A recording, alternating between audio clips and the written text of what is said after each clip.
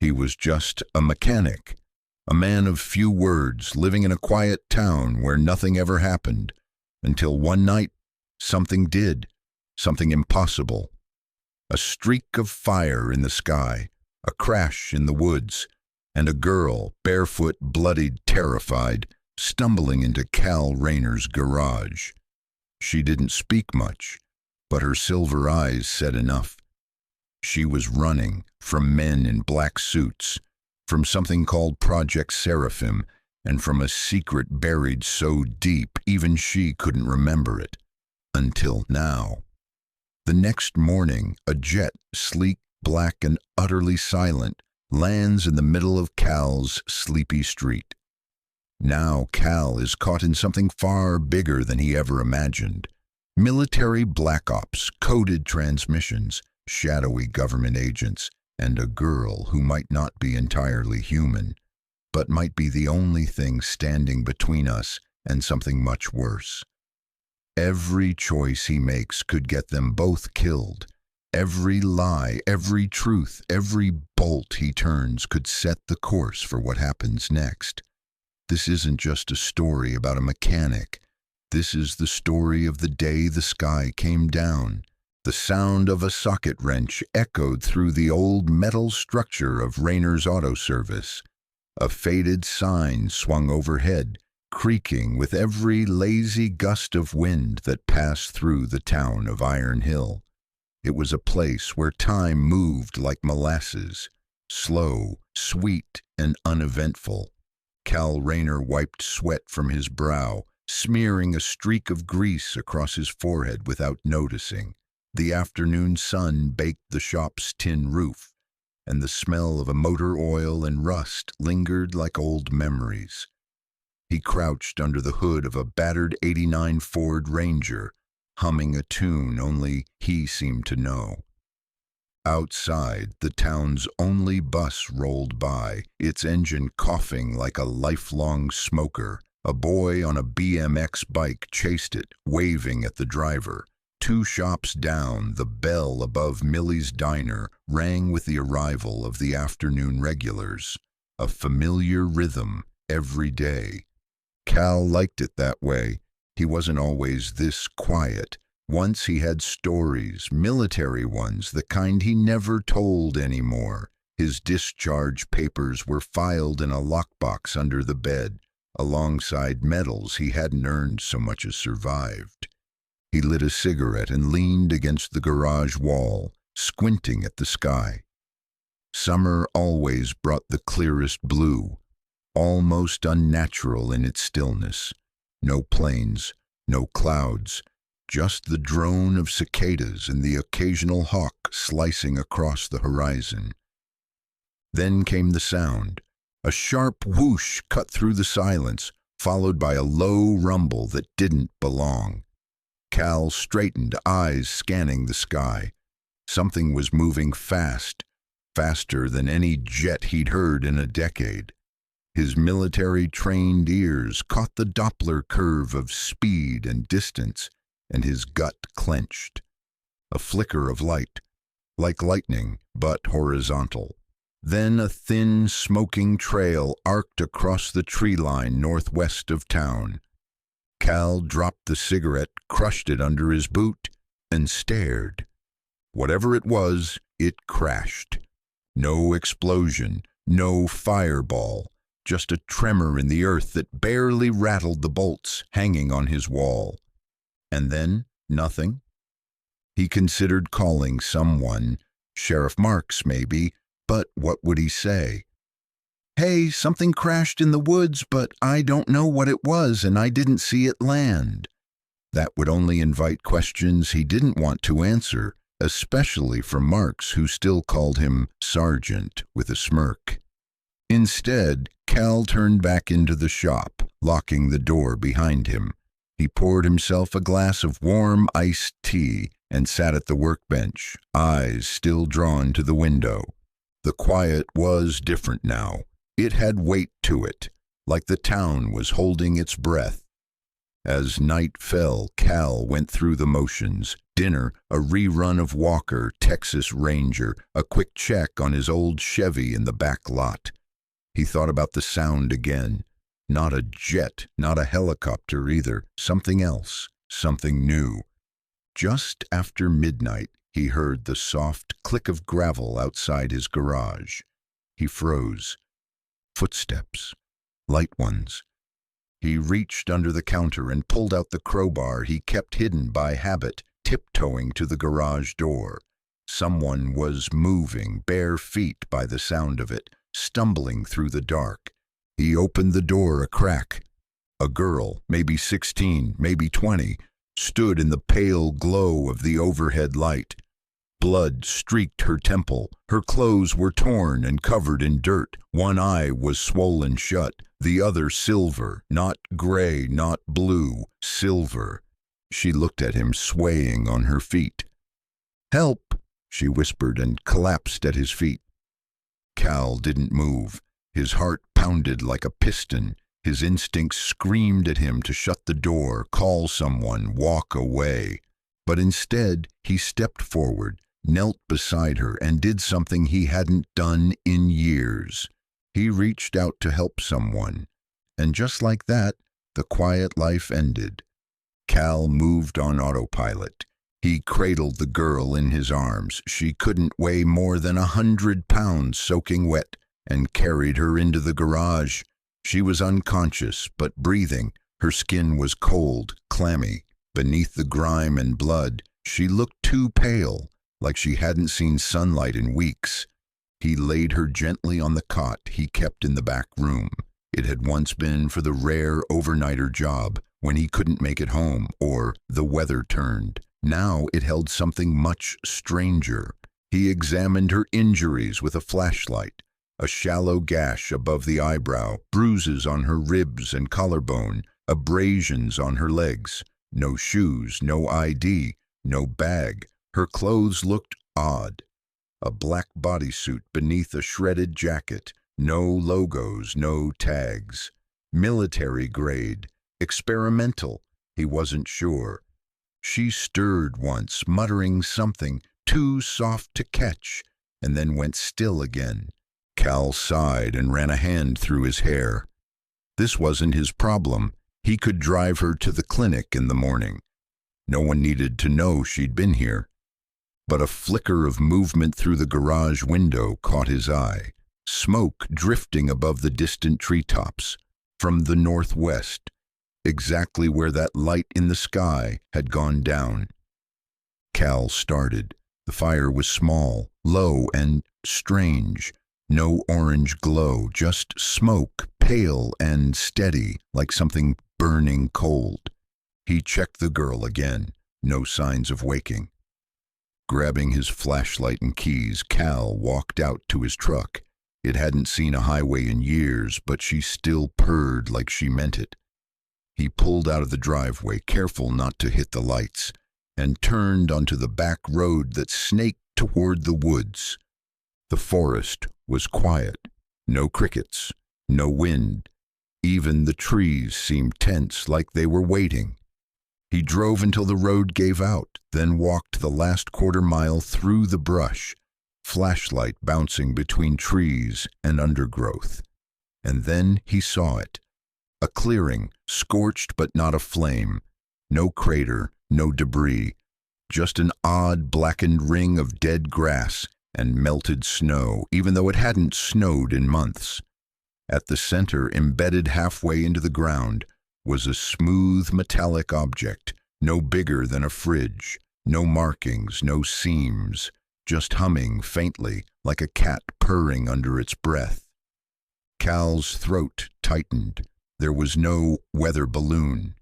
He took one cautious step closer, then stopped. Footprints. Small, bare footprints leading away from the impact zone. Headed east. Back toward his shop. Back toward the girl. The sun was rising when Cal returned. The first thing he noticed was that the shop lights were on, even though he hadn't left them that way. The second was the trail of blood droplets across the floor leading from the cot to the garage door. He dropped the flashlight and rushed inside. "Hey!" he shouted. "You in here? It's me, Cal!" No answer. He found her in the corner, crouched behind a stack of tires like a wild animal. Her eyes locked onto him, wide and terrified. Her left hand clutched a wrench like a weapon. Her right arm trembled, clearly injured. "It's okay," Cal said slowly, palms raised. "You passed out. I brought you inside. You're safe here." She didn't move. "I'm not gonna hurt you. You're bleeding, kid. Let me help." After a long silence, the wrench slipped from her fingers. She swayed and collapsed back against the wall, breathing heavily, still watching him like a hawk. He knelt beside her and reached into the first aid kit. "What's your name?" he asked softly. No response. He cleaned the wound on her forehead. She winced but didn't speak. Then, just as he wrapped gauze around her arm, she whispered, "Mira." "Okay, Mira," Cal said. "Where'd you come from?" She looked up at him, eyes filled with pain and something else. "I can't tell you," she said. "If I do, you'll die."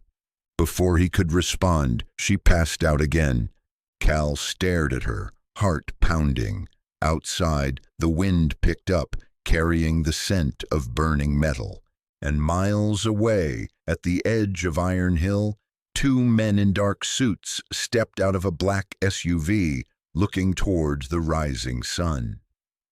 Here are the next two chapters of the story, continuing directly from chapter 3. Each chapter maintains the suspense and expands the mystery surrounding Mira and the strange events in Iron Hill. Cal didn't sleep. He sat in his garage's back office, one eye on the security monitors and the other on the girl in the cot. Mira. She hadn't stirred since collapsing again. Her breathing was shallow but steady. He kept replaying her words. "If I tell you, you'll die." That wasn't something a normal kid said, not even a scared one. At 7:23 a.m. sharp, tires crunched the gravel outside. Cal froze. A knock at the front door. Slow. Measured. He flicked off the monitor and opened the toolbox next to him, slipping a pistol into his waistband. Old habits. Outside stood two men, black suits, black shoes, no dust on them despite the road. One was tall and thin, the other squat with a bland, unreadable face. Neither wore a badge. "Morning," Cal said, stepping out, forcing a neutral tone. "Garage is not open yet." "We're not here for repairs," the tall one said. "We're looking for a missing person. Young girl, possibly injured." Cal's jaw tightened. "What's she done?" "She's sensitive," the shorter one replied. "Unwell. She escaped from a government medical facility. Highly dangerous." Dangerous. He looked at the cot behind him where Mira was sleeping like a fevered bird. "Haven't seen anyone," Cal said. The tall man studied him. "Mind if we look around?" "I do," Cal replied, stepping between them and the door. "You got a warrant?" Neither flinched. The short one smiled thinly. "We'll be back." "I'll put coffee on." The SUV rolled off in silence, tires barely disturbing the dust. Cal locked every door, shut the garage bay, and paced for a full 5 minutes before exhaling. He went back to Mira. She stirred when he touched her shoulder. "They're looking for you," he said. "Two suits. Didn't give names." Her eyes flicked open. "Did you tell them?" "No." She exhaled in relief. "You shouldn't have lied to me." "Yeah," Cal muttered. "I do a lot of things I shouldn't." Mira sat up slowly, legs dangling off the cot, sipping the water Cal gave her. Her face was pale but calmer. She watched everything, tools, doors, exits, as if calculating possibilities. "Do you remember anything yet?" Cal asked, leaning against the workbench. "I remember falling," she said. "The trees. The sky is going black." "Were you in that thing that crashed?" She hesitated. "I don't know." Cal raised an eyebrow. "Parts of my memory are fogged, like they're blocked." She looked up. "But I know things. Languages, systems, numbers." "What kind of systems?" "Encrypted ones," she said, then added, "I knew your name before you told me." Cal blinked. "Excuse me?" "I saw your name on a service invoice by the door," she said after a pause. "I'm not psychic." He wasn't sure if he believed that, but she smirked a little. The first expression she had shown that resembled humor. "Where are your parents?" he asked. "I don't think I have any," she replied. "Everyone's got somebody." She looked down. "Maybe I wasn't supposed to." The words chilled him. Later that morning, Mira wandered into the garage. She moved slowly but with an eerie grace, like her body knew how to move faster. It just didn't want to yet. She stopped in front of a workbench and picked up a small circuit board. "You fix everything yourself?" she asked. "Mostly," Cal said. "Why?" She flipped the board, studying it. "Your soldering's clean. You could have worked in advanced avionics." "I did. Long time ago." She handed it back without comment, but her eyes lingered on the power tools, on the radio, on the old microwave in the corner. Then something odd happened. The microwave beeped, not like it was starting, but as if it had reset itself. The clock blinked 12 o'clock, then again, and again. Every device in the room flickered, just for a second. Cal stared at her. "You do that?" She looked stunned. "I don't know." "Don't lie to me, Mira." "I'm not," she said softly, looking at her hands. "But something's wrong with me. I feel charged, like something inside me is waking up." Cal's hand twitched toward his hip, where the pistol was. He didn't draw it, but he didn't step closer either. Mira saw it. "I'm not your enemy, Cal," she said, "then tell me who it is." She looked toward the front door, then the sky. "Whatever made that jet land yesterday," she said. "Whatever's coming next." The shop had quieted down by early afternoon. The microwave's flicker had stopped. The radio played its usual low-static country ballads, but something in the air felt off. Cal didn't believe in energy or auras, but even he couldn't deny the strange weight in the atmosphere. Mira sat cross-legged on the cot, staring at her arm. Not the bruises or cuts, something beneath the skin. "I think there's something in me," she whispered. Cal, who had been trying to make sense of the local radio chatter, turned around. "What do you mean?" She touched a spot just below her left shoulder. "Here, it hurts, but not like a wound. It's humming." He approached cautiously. "Let me see." Mira flinched, then nodded. She pulled down the sleeve of her jacket, revealing skin streaked with faint bruises and a small, barely visible scar shaped like a circle. It looked too precise to be natural. "Is that a burn?" She shook her head. "I don't know, but watch." She pressed a finger to the scar and winced. A faint click, then a blinking red light flickered under her skin. Cal staggered back. "What the hell?" "I didn't do anything," she gasped. "It's responding to something nearby, maybe to you." Cal stared, speechless. That's not medical tech. That's military. Or worse. Can you take it out? Cal blinked. I'm not a surgeon, Mira. You're an engineer. You said you worked avionics, please. He shook his head. If I screw up, you'll bleed out. That thing, whatever it is, could be wired to a failsafe.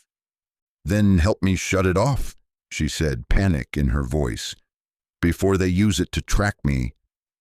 He stared at the blinking light. The pulse was consistent, intervals of 3 short, 2 long. A code. Morse, he muttered. What does it say? He listened to the pattern and decoded it aloud. Mira unit active, location pending. Her face went pale. You're being tracked, Cal said. Or they're trying to wake something up. She looked at him with wide, silver eyes. Then we don't have much time. They tore apart the shed behind the garage. Cal hadn't been out there in months, but Mira insisted she remembered something, fuzzy, like a dream, about hiding something when she ran.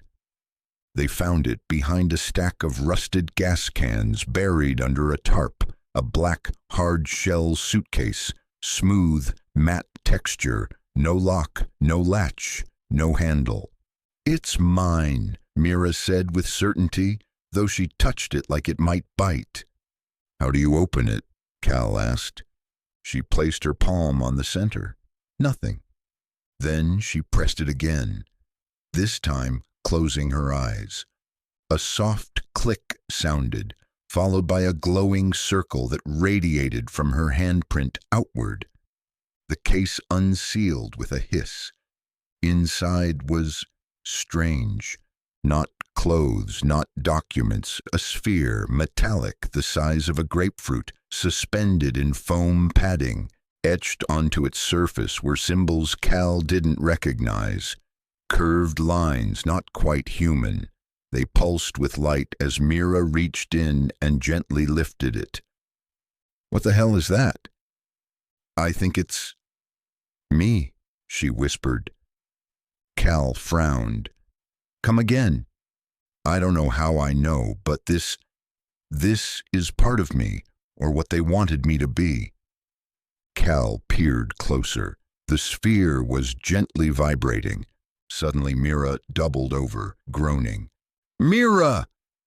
The sphere flashed bright blue. Her body convulsed once, then stopped. She looked up, breathless. It just uploaded something. Data, memories. Cal stared at her. Are you saying this thing just synced with your brain? Mira stood shakily.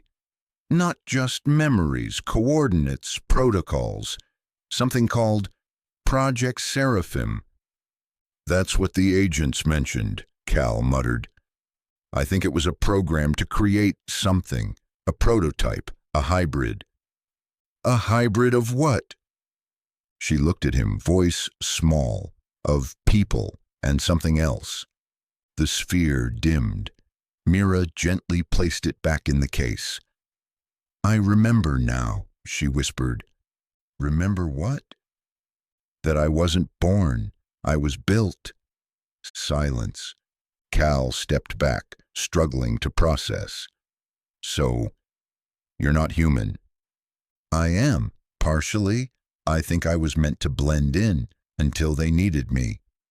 For what? I don't know, she said. But I don't think I was supposed to survive the crash. Before Cal could respond, the power went out. The radio, the lights, even the fridge. Mira looked at him, eyes glowing faintly. They're here. Iron Hill's main street hadn't seen this much movement in years. 2 black SUVs were parked outside Millie's diner, their engines still running. Inside, locals whispered over pancakes and coffee, eyes darting to the 2 newcomers seated at a corner booth. The men wore dark suits and mirrored sunglasses. One flipped through a leather-bound dossier. The other tapped away at a sleek, tablet-sized device with no visible logo. Sheriff Marks stood at the counter, arms crossed, his eyes narrowed. They didn't belong here. Outside, Cal watched from his truck parked across the street. Mira ducked low beside him, hoodie pulled tight. Her eyes tracked the agents like a hawk. "That's them," she whispered. "You're sure?" She nodded. "Same ones from before. Maybe more are coming." "Any idea what they want besides you?" Mira hesitated. "They're not just retrieval. They're part of something bigger, a containment force." Cal exhaled slowly. "Then we're sitting ducks." "I need to know what they're scanning for," Mira muttered. "That tablet. They could be tracking the chip." Cal turned the key in the ignition. "We're not going to wait around to find out." He steered the truck behind the old post office, out of sight, and killed the engine. Mira looked back at the diner one last time. "They don't know where I am. Not exactly," she said. "But they will. The chip inside me, it's pinging." "I thought it was disabled." "It's not transmitting. It's listening." "To what?" She glanced at the sky. "Instructions." Back at the garage, the lights remained dead. The power grid in Iron Hill hadn't gone down in over a decade, but now the street lamps flickered. Radios spat static, phones went dark, and Mira was shaking. Cal guided her to the cot again. "You said the chip's listening. Could it be reacting to whatever's in the sky?" "I don't know. Maybe," she said. "But something triggered it. That sphere, the coordinates." He pulled out the strange orb from the suitcase again. It was cold now, inert, like it had exhausted itself. But Mira couldn't stop staring at it. Suddenly, a sharp ringing noise pierced the room. High frequency, painful. Mira clutched her head. "Make it stop," she cried, curling into herself. Cal looked around, trying to trace the source. Then he saw it. The microwave was glowing again, but not its usual dull green. This time, a symbol flickered on its display, the same curved etchings from the orb. "What the hell?" he whispered. He yanked the cord from the wall. The microwave stayed lit. "No power," he muttered. "This shouldn't be possible." Mira convulsed again. A flash of blue light pulsed from her hands, cracking the air like a whip. The overhead bulb burst. Sparks flew from the sockets. Cal dove across the room and tackled her, holding her down as her body arched, glowing veins faintly visible under her skin. The pulse emitted again, this time outwards. The tools on the wall rattled, the radio exploded, then silence. Mira lay gasping in his arms, her body steaming slightly, her eyes unfocused. "I can't control it," she whispered. "Something in me is waking up." Cal pulled back, heart hammering. "We need help. Someone who understands what this is."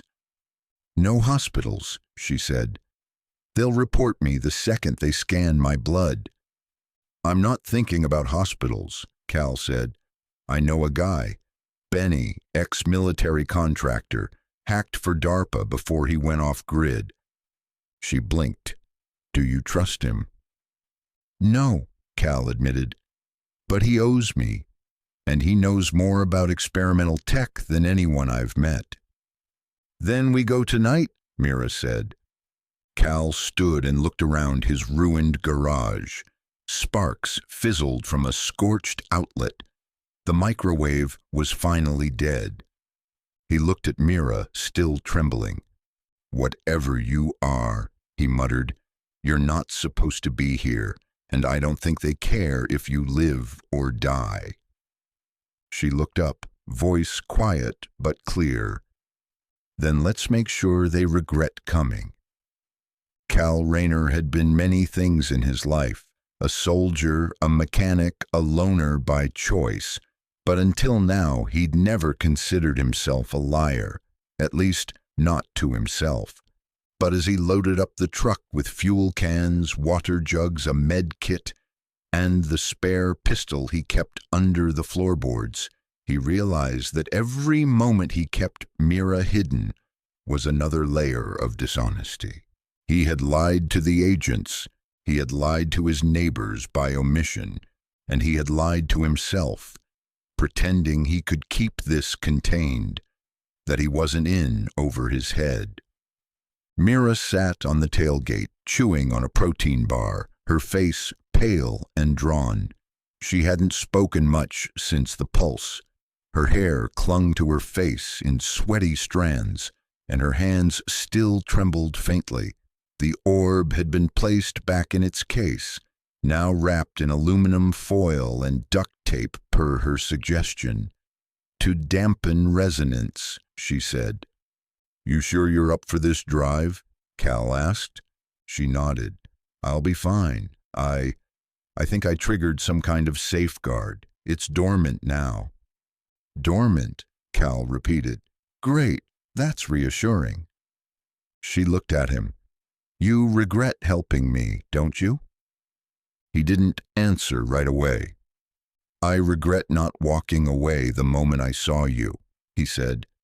"But not because of what you are, because I knew I wouldn't walk away." "You mean you care?" "I mean," he said gruffly, "I don't like leaving things broken." Mira smiled faintly. "Neither do I." Cal threw the last duffel into the truck bed. "Benny's 2 towns over in a trailer off Old Iron Route. I haven't talked to him in years, but he still owes me for saving his ass in Kabul." Mira raised an eyebrow. "How'd you save him?" "I dragged him out of a server room before it exploded." "What was he doing in a server room in Kabul?" "Things we don't talk about." They hit the road just after sunset. The roads were empty, the horizon dipped in rust-orange hues, and the air buzzed with the eerie silence of a town in blackout. Every power line, every street lamp, every convenience store, dark, as if the entire grid had been siphoned into nothingness. "It's spreading," Mira said, her voice low. "The field is bigger than before." "Field?" Cal asked. "I can feel it, a disruption, like an echo in the air." "That chip inside you, it's not just listening, it's doing something." "Maybe not the chip," she murmured. "Maybe me." They passed a gas station. Its windows were blown out. A car was abandoned nearby, its engine hood popped and charred. Mira turned away. "You didn't cause that," Cal said, watching her. "You don't know that." They rode in silence for a while. Then Mira whispered, "Sometimes I feel like there's someone else in my head, a voice, cold, not words, just pressure, like it wants me to go somewhere." Cal gripped the wheel tighter. "Like instructions?" She nodded. "But I don't know whose voice it is. I don't think it's mine." The road stretched ahead like a black ribbon. Trees thickened and fog crept from the ditches like steam. They were 30 minutes out from Benny's trailer when the truck dashboard went dark. The engine sputtered, then died. Cal coasted to a stop on the shoulder. "Damn it," he muttered, slamming the steering wheel. "It's me," Mira said quietly. Cal looked at her. "You're not doing this on purpose." "I didn't say I was." They sat in silence, surrounded by darkness. Crickets, oddly quiet. Cal opened the hood. "Battery's dead, like dead, fried. Alternator, too. Maybe we can walk." 5 miles through woods and hills, at night. Mira stepped out of the truck and looked up. The sky had no stars. Then hiss, a faint light cut across the clouds. A sleek, silent shape hovered in the distance, too low, too fast, impossible. "That's not a drone," Cal said. "No," Mira replied, eyes wide. "It's a scout." "For what?" She turned to him, her voice urgent. "For them, the people who made me." Cal grabbed the emergency flashlight from the glove box. "Then we move, now." They ran into the forest, headlights long gone, the sound of engines rolling across the hills behind them. Whatever was coming wasn't looking to negotiate. Benny's trailer was buried deep in the woods, surrounded by old satellite dishes, tangled cables, and a yard full of repurposed tech. It looked more like a doomsday prepper's bunker than a home. That was how Benny liked it. Cal banged on the reinforced metal door. A mechanical voice squawked through a speaker above them. "Identify." "It's Rayner." Pause. "Holy hell," Benny's voice crackled. "You're supposed to be dead." The door unlatched with a hiss. Benny opened it wearing swim goggles and a wool scarf. His wild beard and oversized headphones made him look like a cross between a hermit and a hacker from a B-movie. "Nice look," Cal muttered. "You're early for the apocalypse," Benny grinned, but the smile vanished when he saw Mira. She stepped inside, warily. "You're the tech guy." "I'm the off-the-grid guy," Benny said, "and I don't work for free anymore." "You owe me." Yeah, he waved. "What she got? Cyborg parts? Tracking chips?" Cal nodded. "All of the above." They explained everything, well, most of it. Mira left out the part about hearing voices. Benny listened while typing furiously, already scanning Mira with some handheld device shaped like a heat gun. After a minute, the screen blinks red. "This isn't military issue," he muttered. "Not entirely. Some of it's spliced code. Synthetic layers. Alien, maybe. Bio-enhanced firmware. This chip in her arm? It's a repeater node. Low frequency, but it's not just tracking. It's transmitting memory data, like a black box for a person." "Can we kill the signal?" Cal asked. Benny shook his head. "Maybe. But if we do, whatever's listening might send someone to reboot it manually." Mira shifted uncomfortably. "I heard something last night. A voice, not words, but like a pressure in my skull." "EM bleed," Benny muttered. "Voices in static, that's how some of these experimental networks transmit early commands." "Can you trace the signal?" Cal asked. Benny looked up slowly. "You don't want to know where it's going. Try me." He tapped a few more keys and a map appeared, highlighting 3 pulsing dots, one in Iron Hill, one near Washington, and one blinking in the middle of the Pacific Ocean. Mira stepped closer. "What's that one?" "A skyport signal. Low orbit uplink. Could be a satellite or something they don't want satellites to see." Mira's face paled. "I think it's where I'm supposed to go." Benny's eyes narrowed. "And I think they're calling you back." Benny's scanning room looked like a Frankenstein fusion of NASA and a junkyard. Antennas, oscilloscopes, and broken drones were stacked high. The ceiling fan spun lazily above as Mira lay on a gurney, tense but silent. Benny muttered to himself, scanning her with different devices. Heat sensors, resonance readers, even a pulse electromagnetic scope. "Why do you need so many tools?" she asked. "Because whatever you are, half my gear's already fried just trying to read you," he said. You've got more signal interference than a Navy radar tower. As he ran a small scanner behind her neck, something chirped. He stopped. "What is it?" Cal asked. Benny brushed back Mira's hair. "There's something under her skin. High-resolution dermal ink. You can't see it with the naked eye, but under polarized UV." He switched the light on. A symbol glowed faintly behind Mira's left ear, an angular mark with 3 curved prongs like a trident made of data. Cal leaned in. "You recognize that?" "No," Benny said, "but I've seen similar DARPA blueprints tied to non-attributed funding, black tier projects." Mira blinked. "It's a brand." "More than that," Benny said. "It's a neural imprint tag. These were experimental, a way to verify control over synthetic human interfaces. If someone scans that marker, they can override you." Mira looked horrified. "Override me?" "They could wipe you, reprogram you, or make you walk straight into a bullet and smile while doing it." Cal felt his jaw tighten. "Can we remove it?"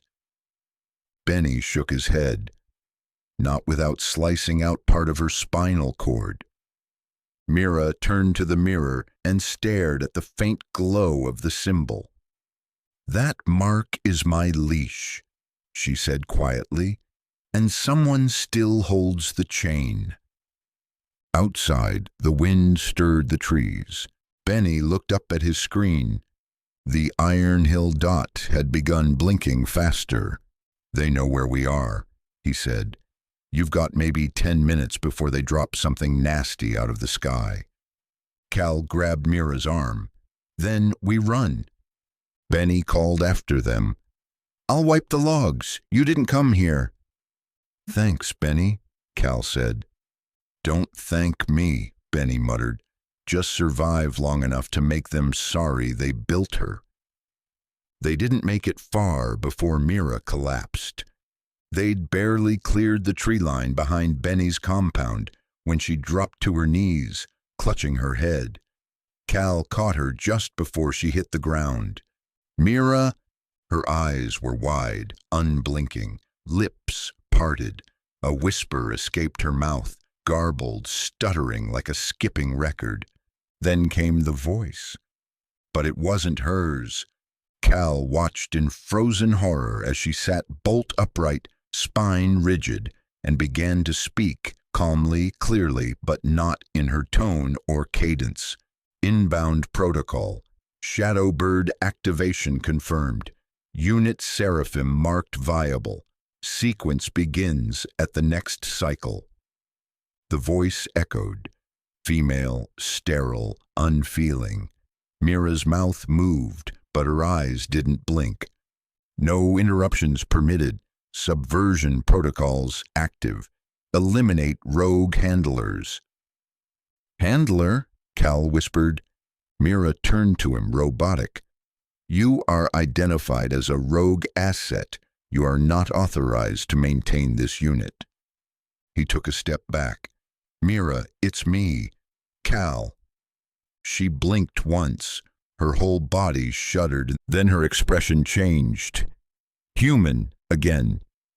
Fear returned to her eyes. I didn't mean to say that. I didn't want to," she stammered. "Something took control." "You said Shadowbird. What is that?" "I don't know, but whatever's coming, it's not just a jet, it's something worse." Cal helped her up, adrenaline masking his panic. "Then we make a stand." They made it back to the garage just after sundown. Mira was silent the entire ride. Her mind was somewhere else, or shared with something else. Cal watched her out of the corner of his eye, trying not to treat her like a ticking bomb, even though that's exactly what she felt like. He fortified the shop as best he could, metal braces on the doors. He stacked the tires across windows and set motion lights outside, powered by a generator he'd hidden years ago behind the tool shed. The town was still dark. No electricity, no phone signals, no way to call for help. "Why here?" he asked, half to himself. "Why would they let you fall into a place like Iron Hill?"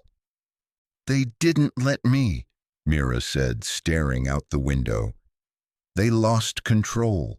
Something during the drop failed. I wasn't supposed to wake up.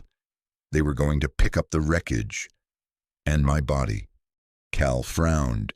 "So they think you're defective?" "Worse," she said. "They think I'm self-aware." Thunder rumbled in the distance. No rain, just pressure. A storm with no moisture. "I set up a radio scanner," Cal said. "Might catch their signal before they show up." He tuned the old HAM system, a relic from his war days. Static, hissing, then Unit Seraphim, respond, sequence Shadowbird commencing, subversion detected, tactical override pending. The same voice. Mira flinched. "They're broadcasting to me again." "What's Shadowbird?" She stared at him, her expression unreadable. "It's the jet, the one from the other day. It's not just transport. It's part of a weapons system, a living system." "You mean it's sentient?" "I mean it's a hive, Cal, and I was supposed to be its pilot." Lightning flashed in the distance. This time Cal didn't think it was weather. They both looked up at the sky. Nothing yet. Cal handed Mira a small revolver. She hesitated before taking it. "Do you really think that'll help?" she asked. "No," Cal admitted, "but it might make me feel like we have a chance." They settled into a long, cold silence, the kind that only comes before war. And somewhere above them, something began its descent. It started with the hum. Low at first, barely audible, like a generator buried under the ground. But Mira sat up instantly, alert, her body rigid. "They're here." Cal listened. The hum grew louder, modulating like it was breathing. A sharp whine followed, electrical, unnatural. And then, outside, floodlights burst across the garage windows. They dropped to the floor. "Motion sensors are tripped," Cal whispered. "They're flanking." Mira's hands trembled. "They'll breach from the back. That's protocol." He didn't ask how she knew. He just moved. Grabbing his crowbar and revolver, Cal motioned to Mira. "Take the suitcase, out the side door, through the drainage ditch." "What about you?" "I'll slow them down. I've got some surprises rigged in the shop. Just get to the bike. If I don't make it—" "No," she said fiercely. "We're leaving together." A blast shook the rear wall of the garage. Dust rained from the rafters. Something metal creaked under impact. Cal cursed. "Go, now." Mira slipped through the shadows while Cal sprinted to the rear. They came in fast. 3 of them in black tactical gear, faces hidden behind polarized visors. One raised a palm-sized scanner that blinks red when pointed at the wall. "She's in here," the voice barked. "Time to meet your maker," Cal muttered. He hit the switch. The back wall ignited with a chemical fire, small, targeted, blinding. The suits staggered back coughing as white smoke filled the air. Cal used the confusion to duck out the side, sprinting toward the bike shed behind the gas tanks. Mira was already there, case in hand. "We need to go," she shouted. Another blast rocked the property. Glass shattered. Cal fired blindly into the smoke, forcing them to stay low. He jumped on the dirt bike, Mira clinging behind him, and kicked it into gear. It roared to life. They peeled out just as the garage collapsed in flames behind them. The agents didn't follow immediately, but Cal knew they would. The bike screamed down the back roads of Iron Hill, tires skidding across gravel and potholes. Mira held tight around Cal's waist, the suitcase wedged between them. They passed shuttered stores, blacked-out homes, and flickering streetlights as the dark town blurred around them. Above, the hum followed. Closer now, Cal glanced up and saw it, a shape, black, triangular, silent, hovering above them. No wings, no jet stream. "That's not a drone," Cal muttered. "It's part of the Shadowbird system," Mira said over the wind. "It's scanning me." A red beam flicked across the street in front of them, searing the concrete with laser precision. "Shortcut!" Cal shouted. He swerved onto the fire trail, the bike bouncing violently over roots and broken branches. They tore through the underbrush, headlights slicing through the trees. Behind them, branches snapped, vehicles crashing through the woods. The hum deepened. Then, boom, a soundless shockwave flattened the treetops ahead of them. The jet passed overhead, impossibly fast, and circled back like a bird of prey. "We can't outrun it," Mira shouted. "I know," Cal growled. "We're not trying to outrun it. We're trying to lose its line of sight." He turned sharply and gunned the engine, racing toward the old Iron Hill quarry, a massive pit that dropped out of nowhere. At the edge, Mira's eyes widened. "You're not—" Cal didn't wait. The bike soared over the rim of the quarry and plunged into the darkness below, dirt flying. They hit the slope hard and tumbled down the incline, the bike spinning out. Cal crashed to the side. Mira rolled, clutching the suitcase like her life depended on it. The jet hovered above the quarry, unable to descend that low. It scanned once, twice, and then drifted away like a hawk giving up the hunt. Cal groaned and sat up. Mira crawled to him. "You okay?" "I've had worse," he muttered. "You?" She held up the case, dented but intact. "Still got it." They looked up at the sky together, the humming finally fading, but they both knew that wasn't the end. Just a reprieve. The quarry led to a maintenance tunnel, an old stormwater runoff path from Iron Hill's mining days. Cal remembered it from a job he did in '09, patching old valves and installing a pump for the county. Now it was their best shot at disappearing. They hiked a half-mile through murky sludge and spider webs before emerging near the abandoned rail station. Mira was quiet. The glowing symbol behind her ear still flickered faintly, like it was whispering to the dark.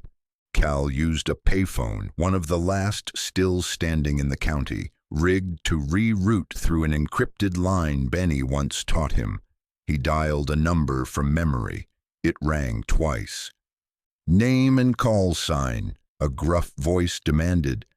"Cal Rayner, code steel trap." A long pause. "Thought you were dead."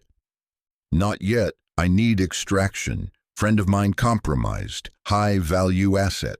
We're talking black tier." Another pause. "Coordinates." "Red Rock substation. 2 hours." The line cut. Mira leaned against the wall, exhausted.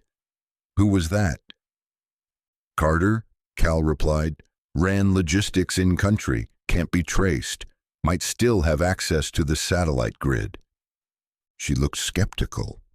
"Do you trust him?" "I trust he doesn't want the people who built you in charge." 2 hours later, a tan utility van rolled up. The man behind the wheel was gray-bearded, wearing a camo hat and chewing a toothpick. "Still ugly," Carter said as Cal stepped forward. Still paranoid, Cal replied. Then Carter's eyes fell on Mira and narrowed.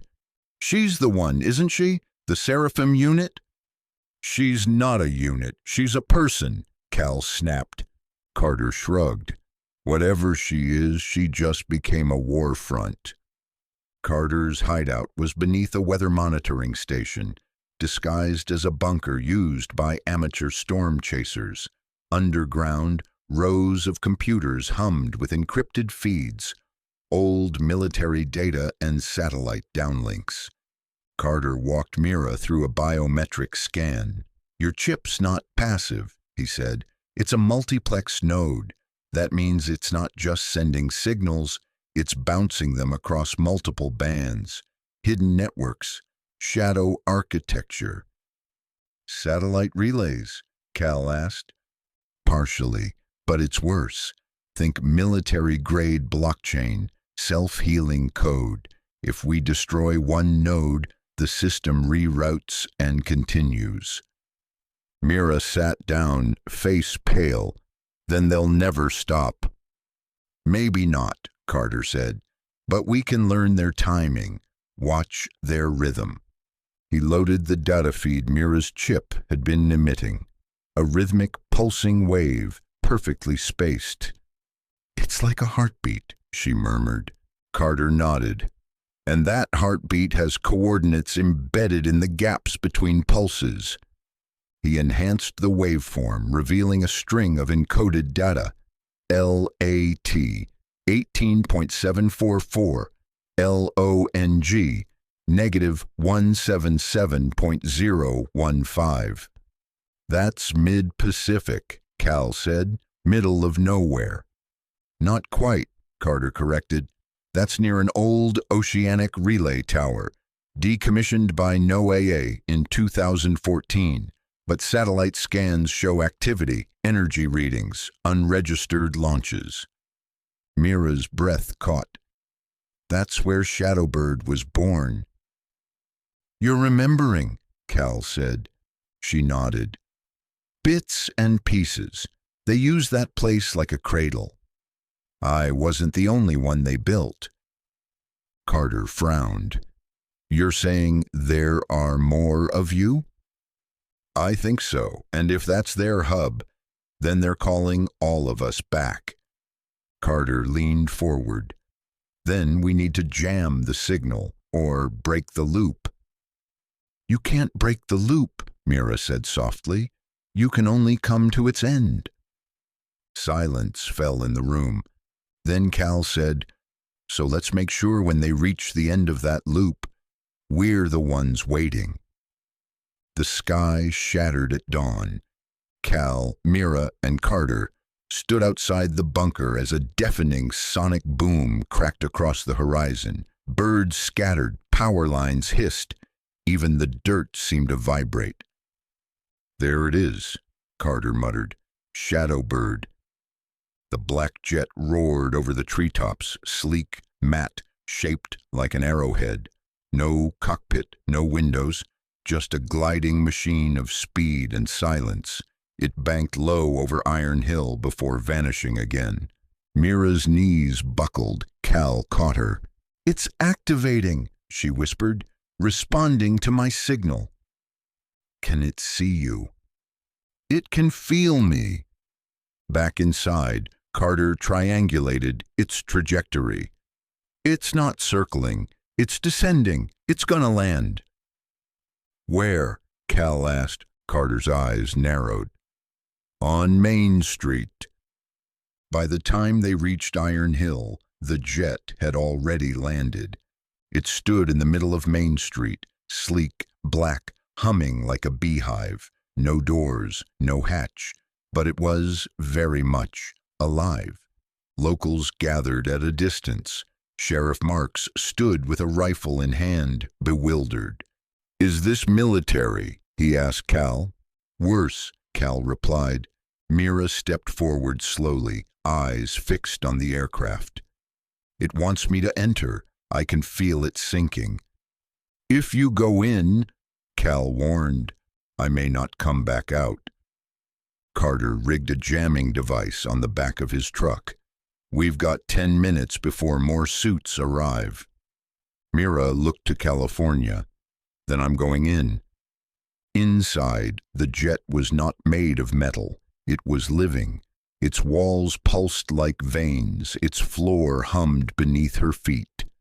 Mira stood inside a chamber bathed in cold, blue light. In the center, a column rose, holograms dancing around it. A voice echoed, emotionless but familiar. "Welcome, Unit Seraphim. Full system reintegration initialized." Memories poured in. Synthetic gestation, neural mapping, combat simulations. She saw rows of others like her, cryopods lining steel walls in an ocean base. The program wasn't just military, it was evolutionary. Project Seraphim wasn't building soldiers, it was building replacements. Mira dropped to her knees.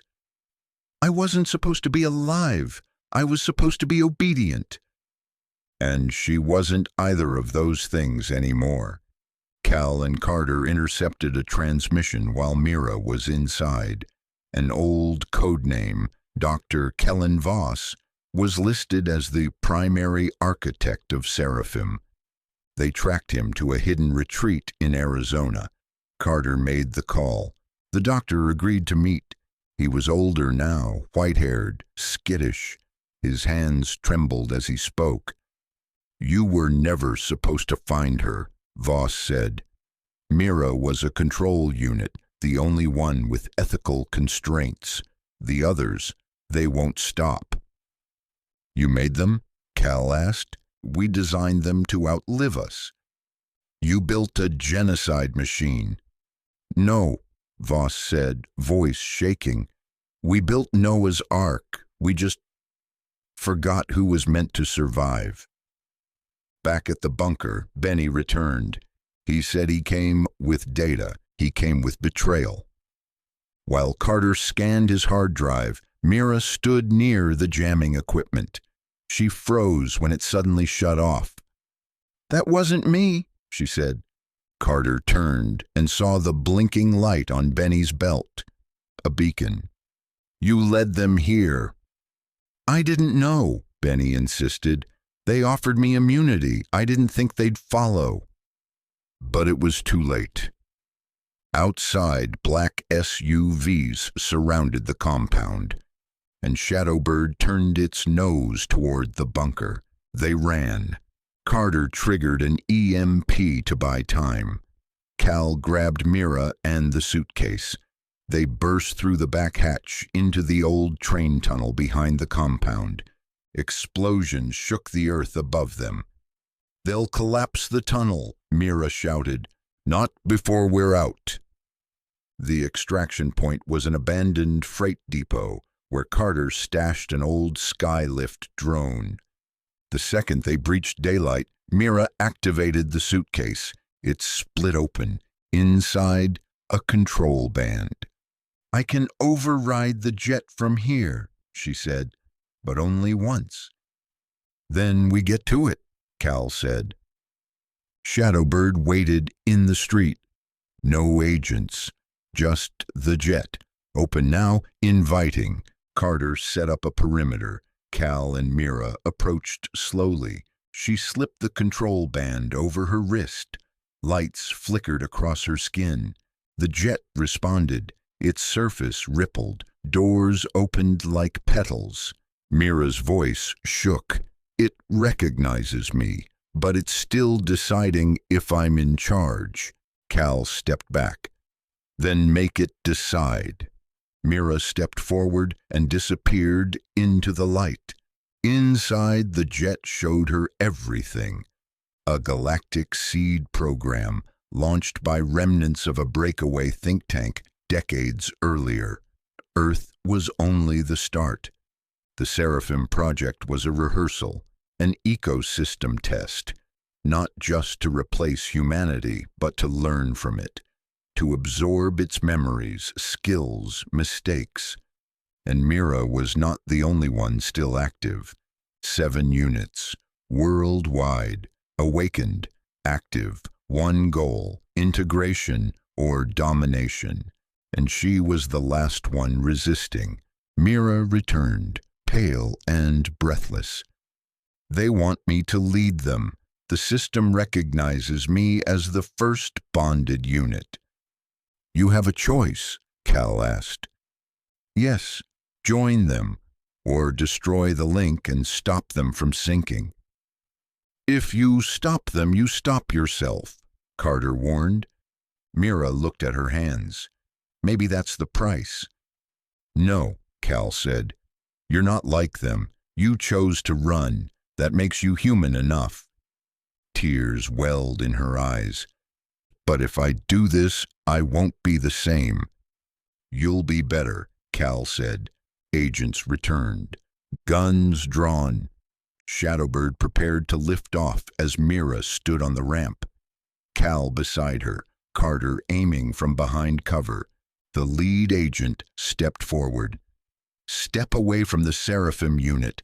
Final warning. Mira raised the control band.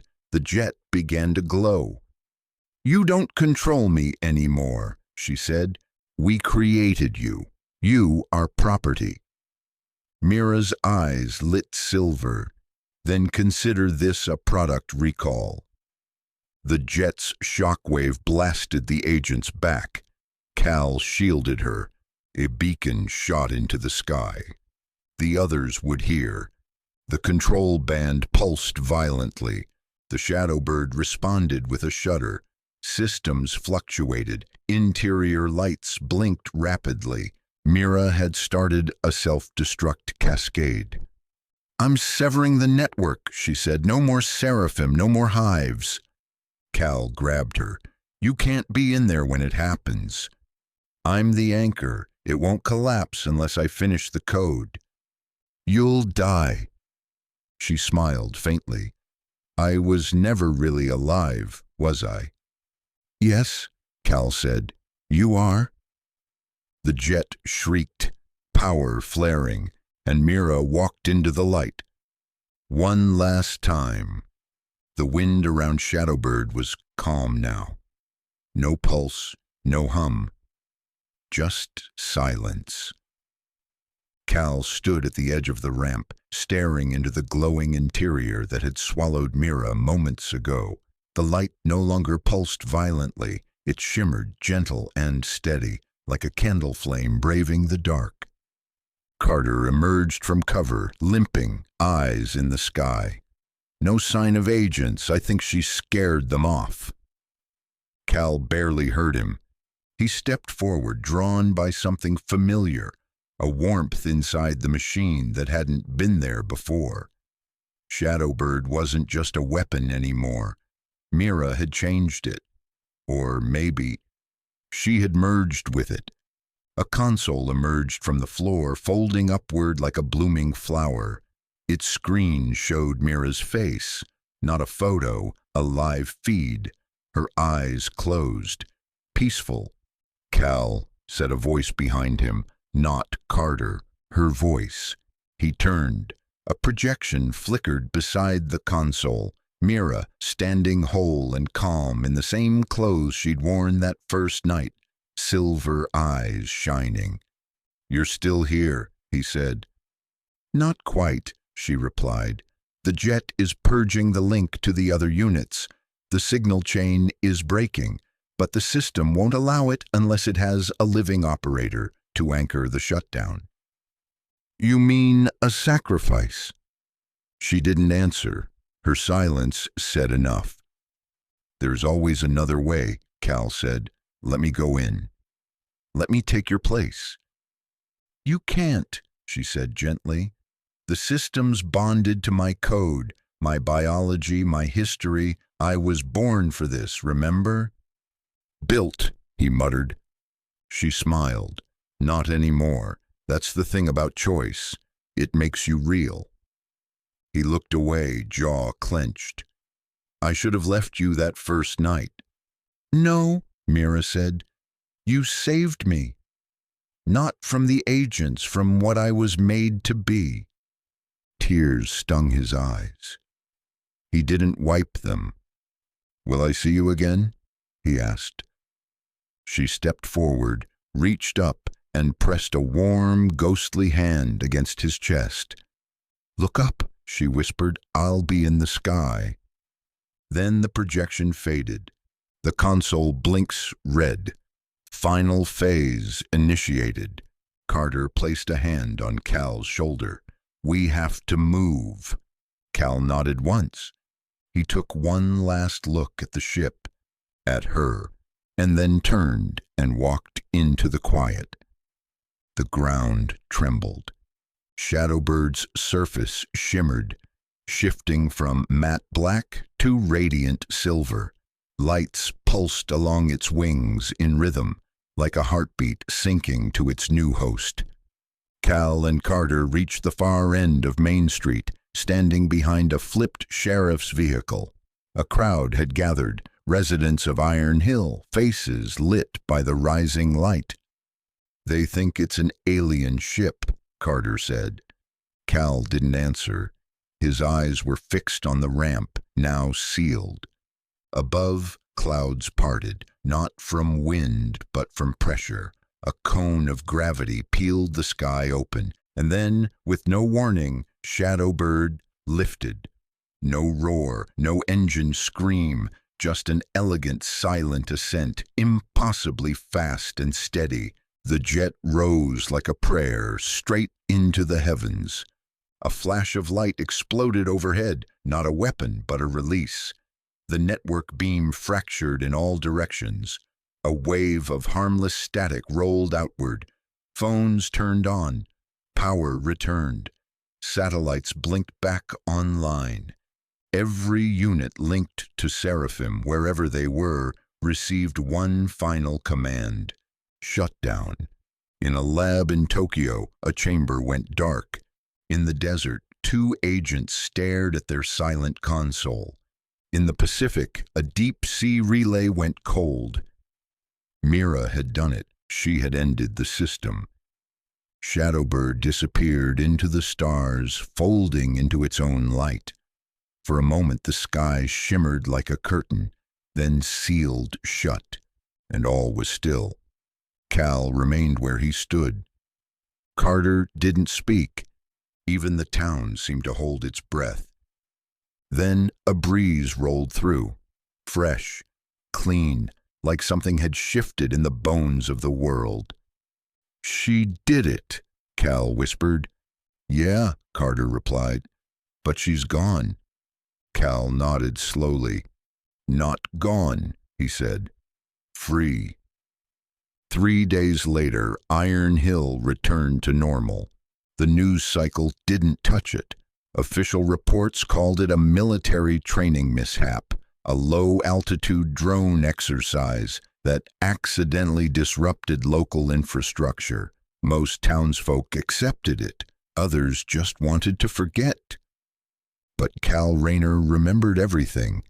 He spent the week rebuilding his garage, cleaning soot from the walls, rewiring the power grid, fixing what he could because that's what he did. Fix things, yet something inside him wasn't fixable. Not with tools, not with time. Each night he walked out to the edge of the quarry and stared up at the stars, hoping, listening. She never came back. Carter stayed in town for a bit, watching for any sign of Seraphim resurgence. But it was quiet. Too quiet. The kind of peace that comes after a hard reset. "I think it's over," Carter said, loading up his truck. "They're not rebooting, nothing's pinging. It's like she severed the entire architecture." "Good," Cal said, eyes still skyward. Carter paused. "She did something incredible. Most people would have chosen survival." "She didn't think she had a choice," Cal murmured. "Until someone showed her she did." Before Carter left, he handed Cal a small object, burnt, metallic, no bigger than a lighter. "What's this?" Cal asked.